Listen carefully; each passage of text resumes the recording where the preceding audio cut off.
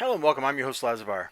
This is Mercy number 3. We're going to do a quick look at it. I'm going to try really hard to avoid spoilers. So if you're here just to kind of get a plot synopsis, I'm afraid you're not going to get that from me.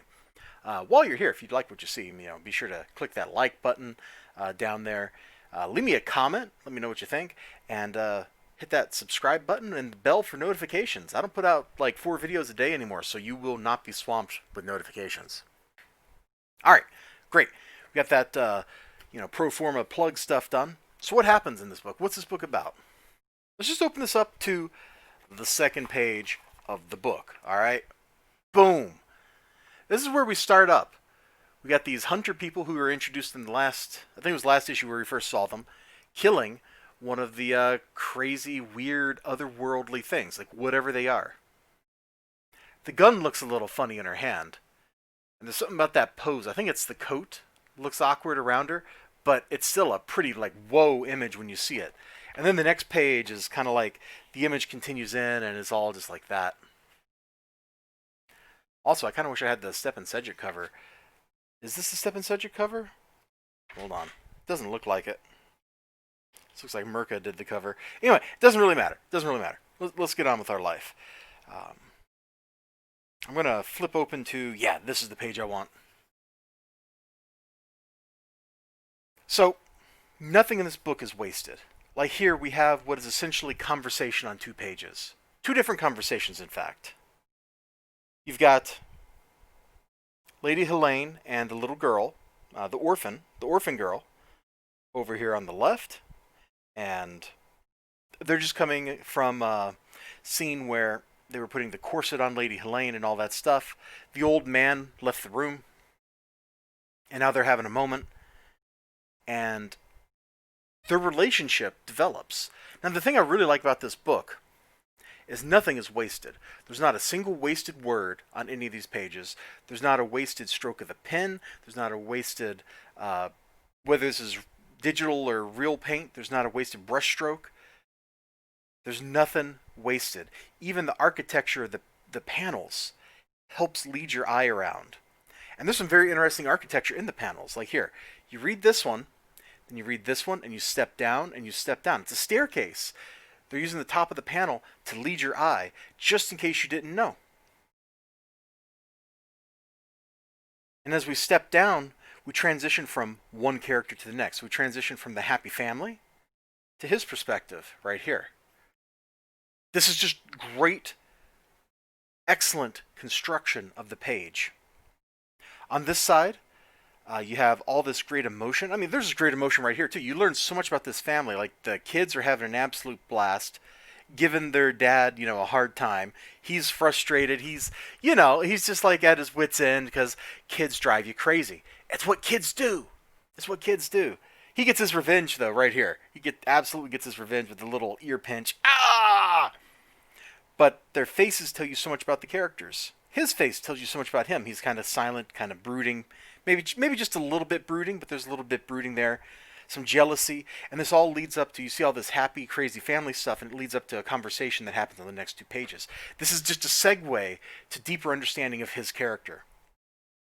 Over here, you get the same kind of thing. Lady Helene, the little girl, they're exploring what it means to be human. That's a very recurring and powerful theme in this issue is, what does it mean to be human? Let me flip over to...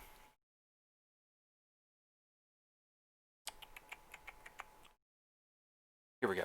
This is what I want to flip over to. In fact, not both pages. I just want to show this page. So, what it means to be human. How do humans act? Humans eat. So the old man and Lady Helene, or the old man is teaching Lady Helene how to practice eating. How to hold food down. It doesn't work so well as you might kind of guess by the horrified look on her face right here on the side that I'm not really showing you, but like that's such a normal, common, everyday human thing, right? Eating. Everybody eats. They eat too. It's just they're not exactly human. They're whatever that thing is that got killed at the start of the book. They're one of those. We check in on like pretty much all the characters that matter. We see The weird people that are hunting those things, they interact with the lady who runs the town. Lady Helene has a dinner party with her and her family. It's absolutely great stuff. Like, I don't think I should be describing to you. And then they had a dinner party and it was great. But it absolutely was. The tension, the verbal sparring, like, this is some social combat at the highest levels. And just when it looks like things maybe are going to go sideways during the dinner party, the little girl does some stuff and kind of saves the day. So, this book, we learn a little bit. We get little pieces of the mystery, but the overall picture of the mystery isn't revealed to us. Instead, we're kind of led from this mystery, this little trap that was set for us over here, to this other trap, which has a bigger piece of bait in it. And I feel like every issue is going to be the same way. We're going to kind of build up. We're going to circle around what's going on until finally, at the climax, it's all revealed to us when we get the cool stuff. Because I want to know, what are they? Where did they come from? What was the tragedy in the mine? None of that's revealed. It's alluded to, it's danced around, but none of it is actually said. That's good. Like, that's how you hook a reader. That's how you get that reader to come back. And it's absolutely working on me. The art's gorgeous. The writing is great. Who did the translation? Like, whoever did the translation on this, you have... Whoever Arancia Studio is, you have my congratulations, because I don't know how this reads in the original Italian, but the translation is absolutely marvelous. There's a little bit of stuff in it that's kind of uncertain. It's kind of like you can tell this was written by somebody not from America. It's supposed to take place in like the Pacific Northwest, and it's maybe not quite right for the time period it's in. It feels a little too English, a little too European for an American society, but you know what? I don't really care. Plus, I wasn't alive in the 1890s or whenever this takes place, so who knows what things were actually like back then. I sure don't, because I wasn't alive to witness it. And that's Mercy number 3. Absolutely fantastic. If I had to like put a rating on this, it'd be like 9.5 out of 10. Wonderful, wonderful book. The whole miniseries. I don't remember what I said about the first 2 issues, but this one builds on them so well that this is just marvelous. You all take care of yourselves. You have a great day. Remember to like, comment, subscribe. And if you're a comic book creator, you can learn a lot just from sitting down and looking at some of these page constructions. Like this structure right here. It's just, whoa. It's so simple and understated. And it just stands out to me.